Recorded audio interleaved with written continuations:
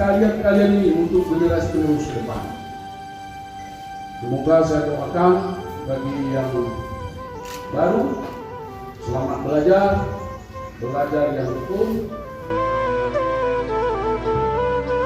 Menurut hemat kami merupakan bentuk persiapan bagi para mahasiswa baru maupun perbekalan bagi musyawarah dalam menjalani perkuliahan kegiatan di kampus. Ciptakan lapangan kerja kata beliau, itu benar. Karena manusia berguna adalah bermanfaat bagi orang buatan. Sekarang orang bisnis online tanpa ada ubah tempus bisa kaya. Belajarlah seperti itu.